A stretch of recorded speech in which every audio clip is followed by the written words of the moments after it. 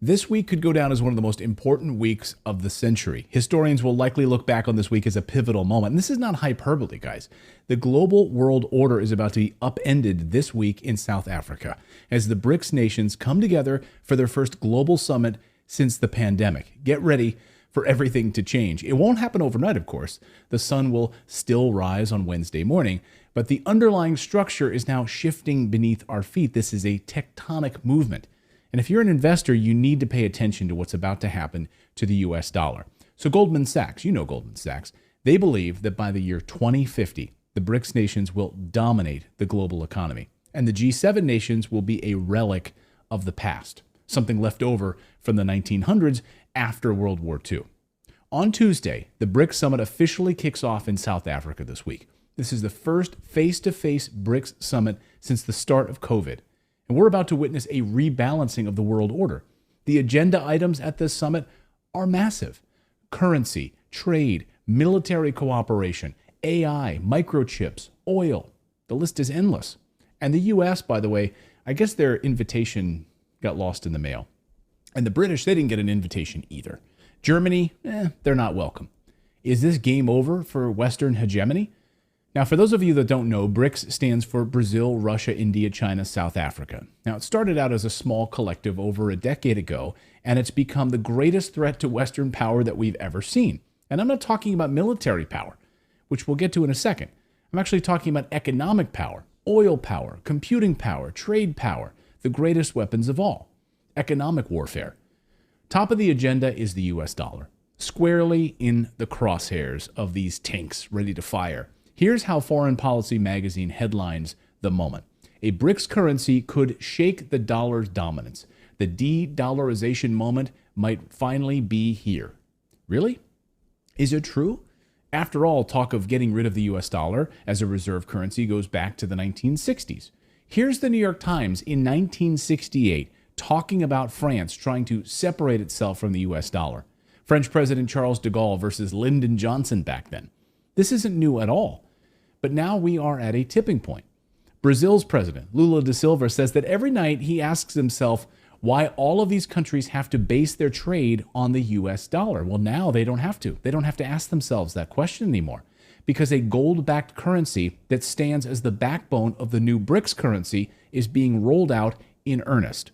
Brazil, Russia, China, India, South Africa, trading oil, computer chips, minerals, and then settling those transactions in a reserve currency that has nothing to do with the US dollar.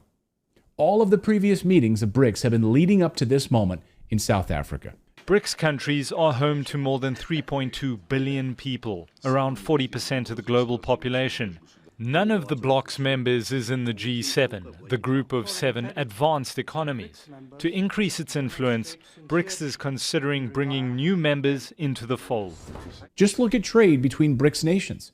There's a massive financial surplus.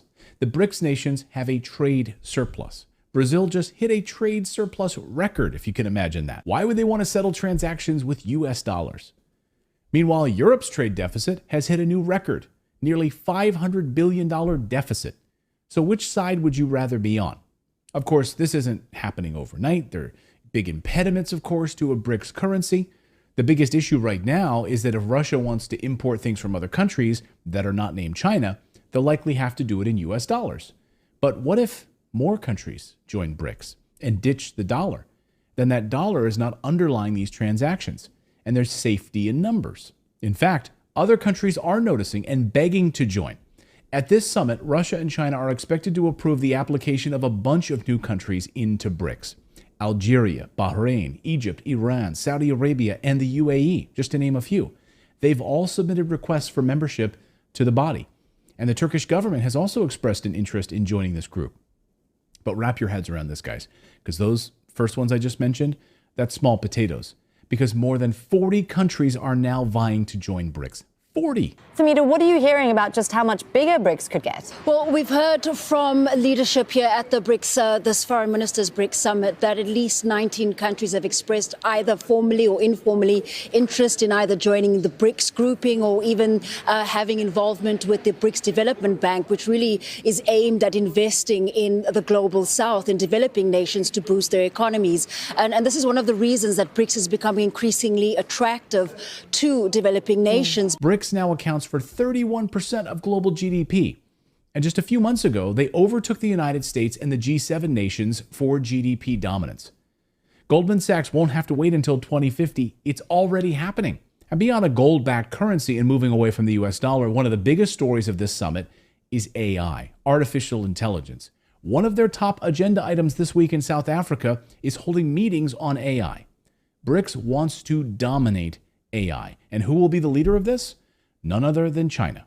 No one will be close. China announced that it wants to become the global leader of AI by the year 2030. And I don't know if you know this at all, but China is a communist country. And when a communist country makes a pledge like this, it's all about the prestige, right? They have to put their best foot forward. So they must make it happen to save face. Surprisingly, this was already well known in Washington. At the Pentagon, a major threat to America, China becoming the dominant player in AI. In fact, an Air Force cybersecurity whistleblower warned the Pentagon 2 years ago, said we must make AI a priority or China will crush us. He wasn't really a whistleblower. He was just telling his bosses, hey, here's what's happening. Here's what we are not doing. Here he is. His name is Nicholas Chalin. He warned everyone, and no one listened to him. He saw what was happening, and because no one paid attention, he quit in protest. He quit because he said, what are they doing? It was impossible for the United States to compete with China on AI. And in this article, it quotes him as saying, we have no competing fighting chance against China in 15 to 20 years. Right now, it's already a done deal. It's already over, in my opinion, he said. Chalin went on to say that AI capabilities and cyber defenses of some government departments were at kindergarten level, he said. Kindergarten, which I guess is better than preschool.